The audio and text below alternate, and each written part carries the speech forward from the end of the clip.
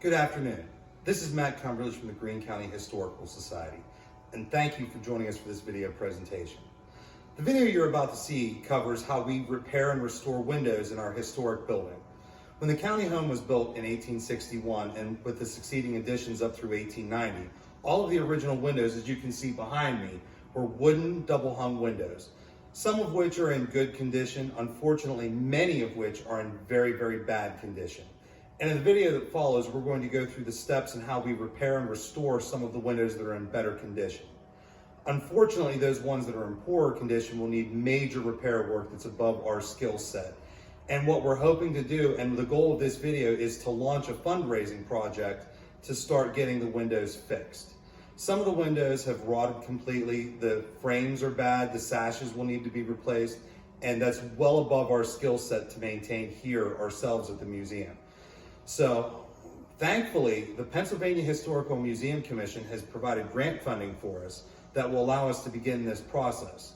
However, it is a matching grant, which means that we have to raise money in addition to the grant funding provided by the Pennsylvania Historical Museum Commission. Currently, our estimates to repair these windows range from anywhere between $500 for minor repairs, as you'll see in the video that is about to follow, all the way up to about $2,000 for some of the windows that are in very, very bad shape.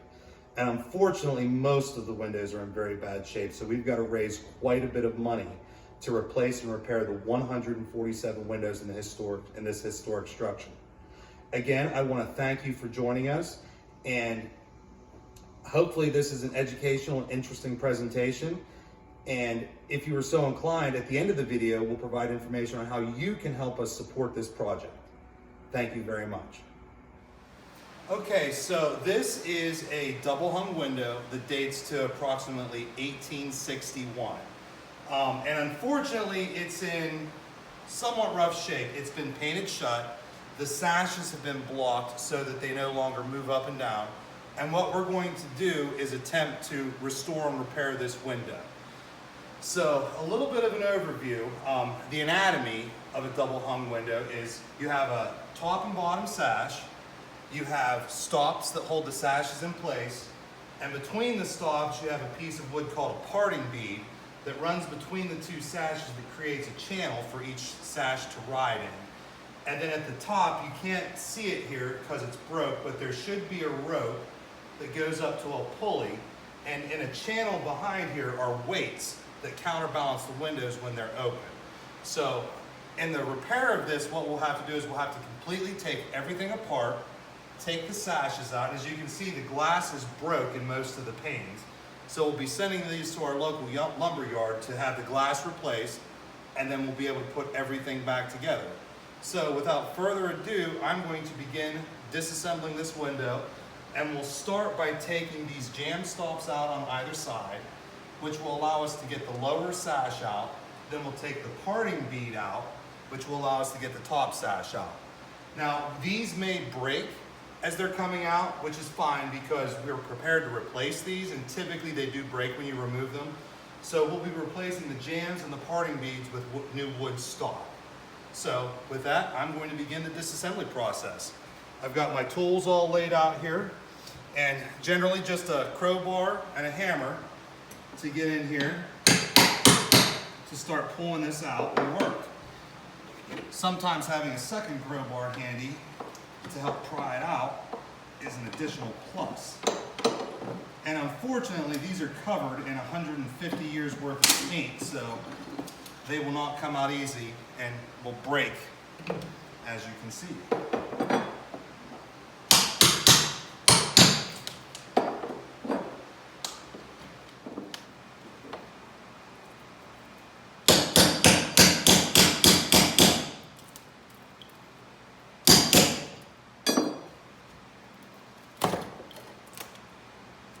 There's one side out.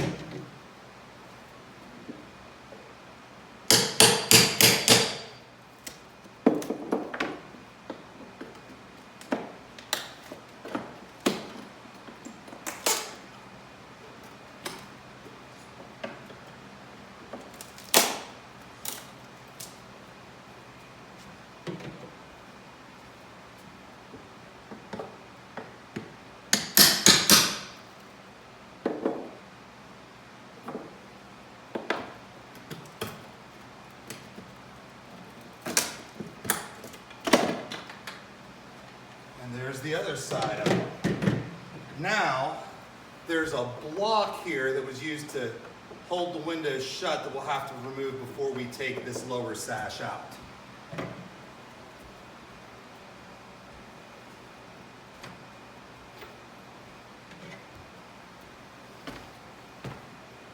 Hopefully, we can get it out easily, but probably not.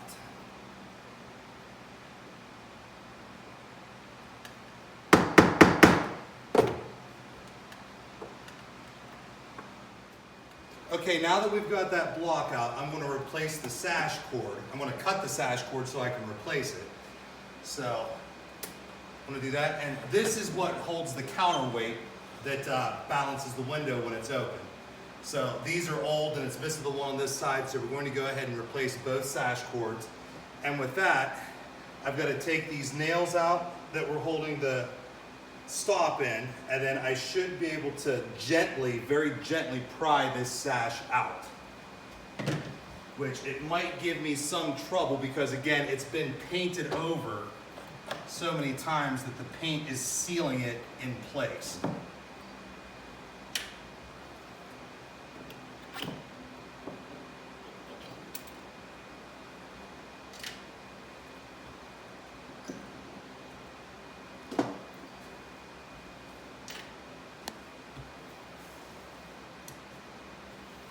Seems we've got all that out. So I'm going to take another pry bar and very gently tap it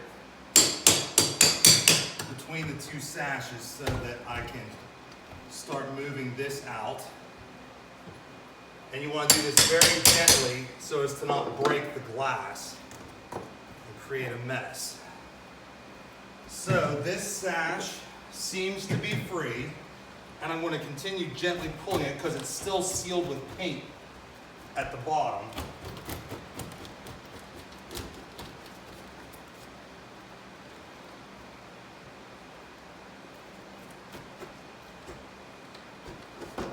Yeah, you can see all the paint that was down at the bottom that was sealing that in place. So we're going to set this sash aside. And we'll start working on this parting bead, and we'll have to clear some of the debris out of here so that we can get that. And then we'll also have to take this blocking out. So this parting bead may be free enough that we can pull it out in one piece, but if it breaks, there is a trick to getting it out because it sits in a channel in the window frame itself, and that's what keeps it in place. Yeah,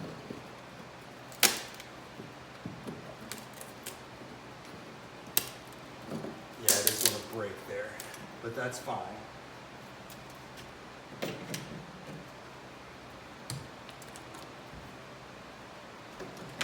Now, this side we're not so lucky with. Actually, yes we are. Yes we are. But it's also going to break. So, a secret to getting this out, we'll put a screw in the parting bead itself and we'll use that to get some leverage to pull it out. So what we're going to do is we're going to drive a small screw in the parting bead.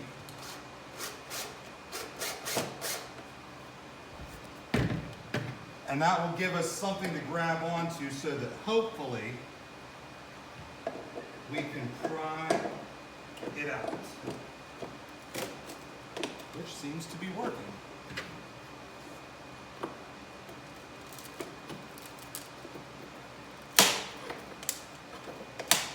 Somewhat. Since I've got the parting bead above this stop, I'm going to go ahead and disassemble this. This will not be replaced. This is just to hold the upper sash up because the cord's likely broke.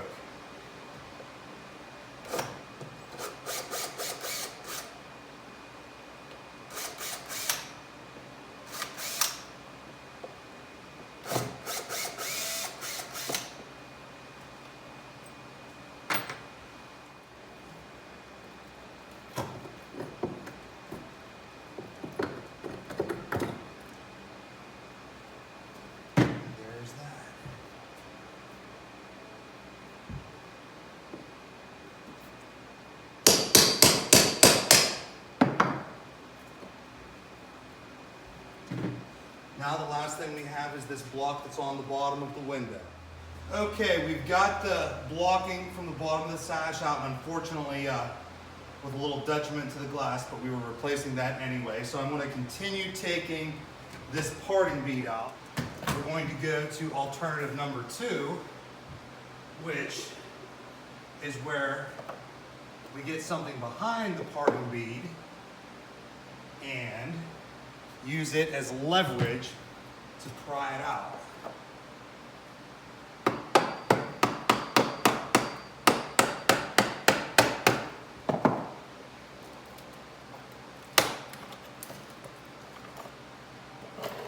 And this channel is just narrow enough for this screwdriver to fit in.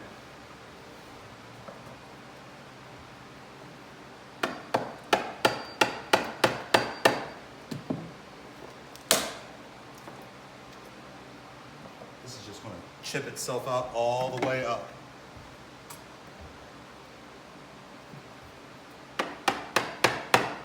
Okay, now we've gotten both parting beads out, so hopefully we can gently get this sash to come in the building, which it seems to want to come. We might have to ease a little bit at the top. In fact, what we're going to do, we're going to pry just a little bit.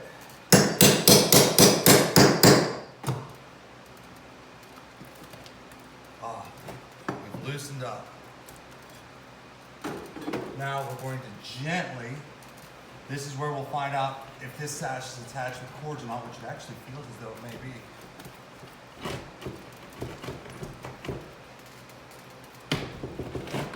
It is. The original cords are still attached in this sash. So what we'll do is we'll cut these free because again, we'll be replacing all this. And our second sash will be free. Now when I cut this, the drop that you'll hear is the weight hitting the bottom of the channel. And our next step will be getting those weights out.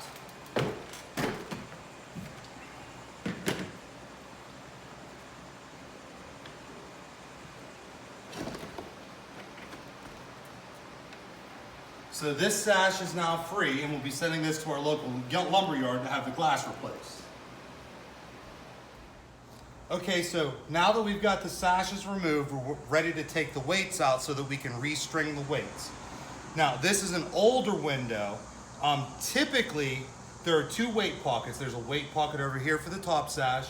There's a weight pocket here for the bottom sash. Typically, there would be a door to access each weight pocket. However, on windows this old, there are generally only 1. Sometimes you're lucky enough where this door, you can see the door here that closes the panel.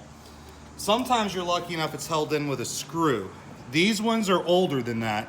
They're held in with a nail. So to not destroy this, what we'll do is we'll pop a little screw in the top and we can fill that hole later. And that will give us leverage to just pop this out, or the screw will break. We'll put this back in. This appears to just be held in with 1 nail, so all we need to do is just get that 1 nail loose.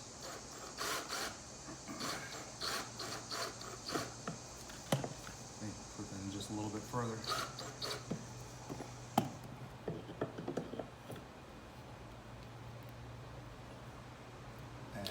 Slowly coming out. So now that we've got that out, now we can take our weights out, and you can see one of the weights is right here. So we're going to set this piece aside. We will reuse this. And you can see this weight sat in here somewhat crooked, and there's 100 years of dirt and debris in the corner there. So we'll have to get up underneath that, hopefully, and get that over there. And then get the weight out. Unfortunately, the weight's slightly taller than the hole, so we have to get it out from the bottom. And there we go. There's one weight out. And as you can see, these are older weights. Typically, window weights are round. These are actually square, which is a bit unusual. So we have the first window disassembled. We're going to move on to a second window that we've already prepped so we can put it back together. And the first step of that is removing the boarding we have on the outside so we didn't get rain in the building.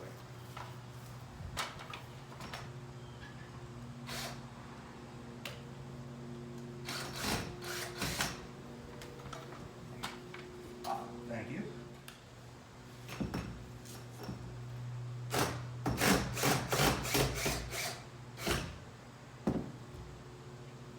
I want to hand you the screw first, or the drill rather, then the screw, and I will hand down this piece of plywood.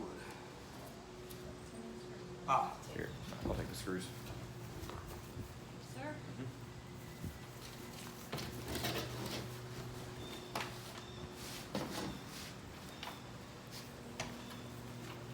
All right, and now we are ready to reinstall sashes. Now that we have this window ready to have the sashes reinstalled, the first step is to put the window pulleys back in. And as you can see, we already have our weights restrung, the cords hanging there. So I need to fish the cable through these and put these in, and then we'll be ready for the sash.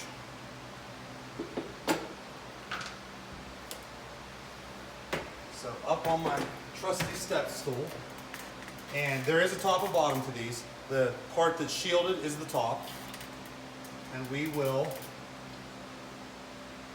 fish our new sash cable through here.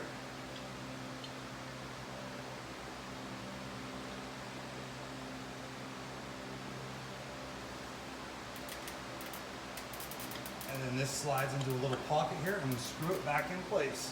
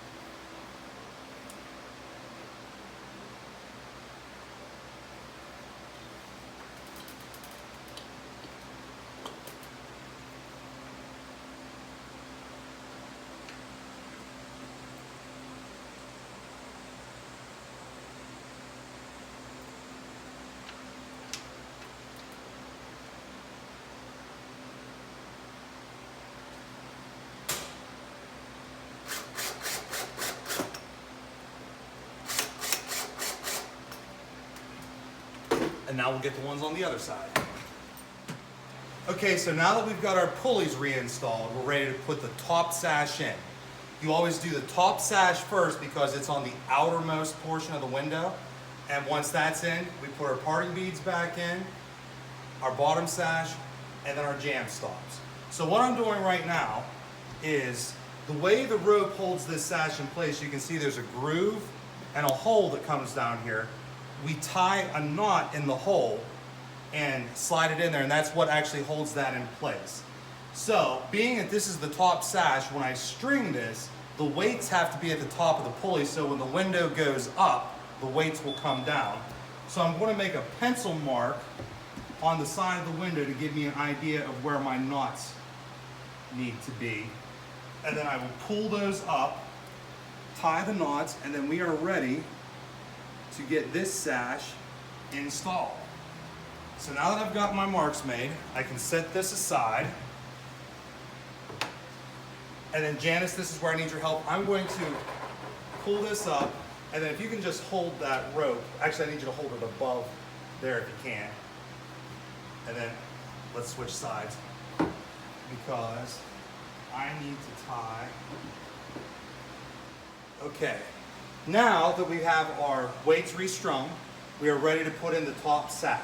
You always do the top sash first because it's on the outermost portion of the window.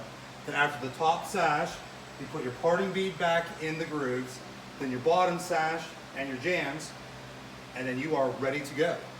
So Janice, if you will help me, I will get the sash in position,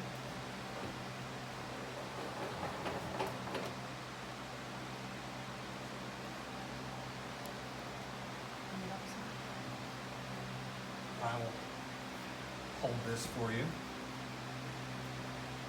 want it in the knot or in the spring? Try in the knot. And what we do is we put a short screw in there to hold the knot in place so that it doesn't come loose. The last thing you want to do is once you've got a window put back together is to have to restring a weight.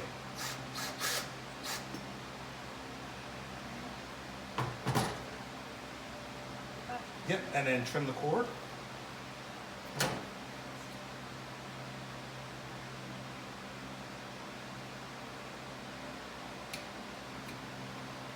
And then we do the other side.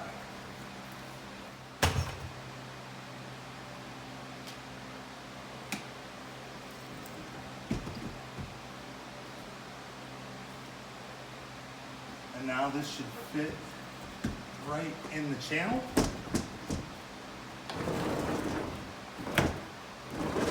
And it works exactly as it should. Now, before we put the bottom sash in place, we have to replace the doors for the weight pockets. So we have those prepared, and all they do is they slide right in, and we will put a brad nail in them. And we'll do just as they were originally with one brad nail. And that is held in place.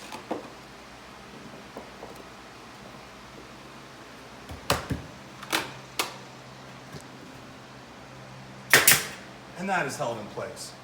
Okay, so now that we have the top sash in place and it operates smoothly, now we're ready to put the parting beads back in, which we've already cut to size. So these just slide into this little channel and get nailed in place with a couple brads.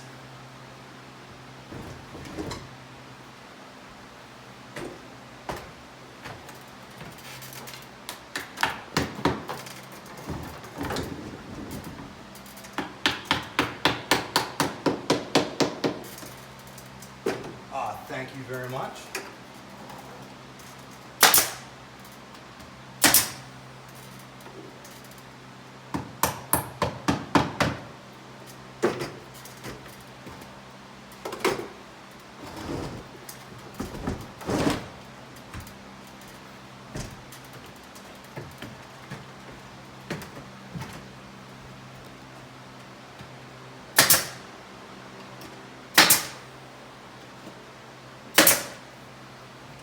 One side in, one to go.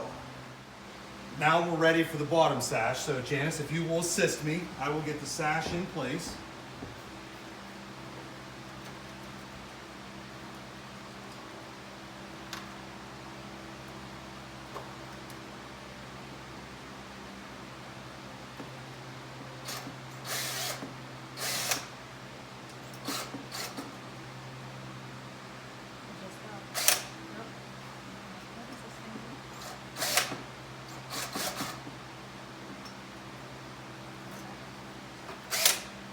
And don't forget to cut the slack.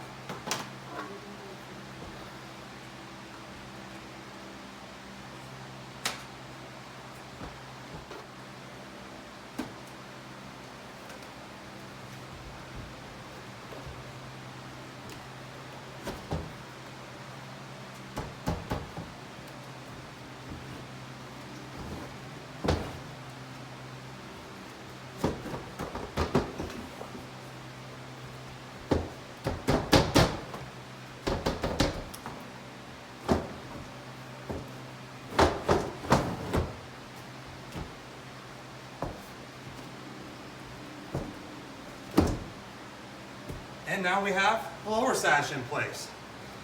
So the last step is to put the beads back into position, which I will begin doing right now. Okay, now we're ready for our last two steps. That's putting in the stops and then the latch, and we have a functioning window again. So all these do with the bottom sash in, these butt right up against it, and we nail them in with a few brads.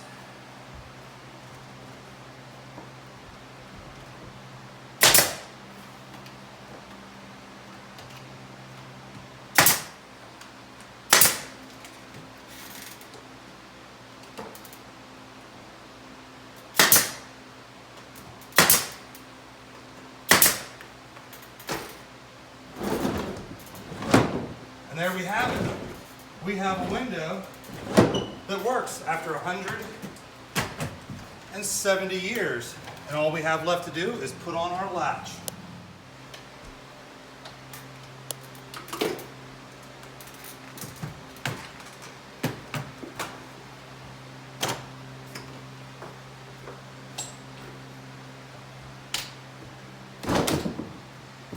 And there we have it.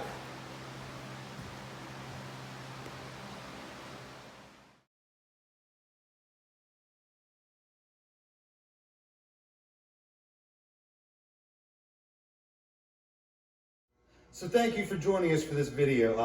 I do want to give a caveat. I'm not the best at repairing windows, but I do what I can. So there may be methods that could be better. Some of my techniques maybe could have been better, but we do try to handle as much maintenance in-house here at the museum as possible to keep our costs down so that we can continue to perform our mission to the community.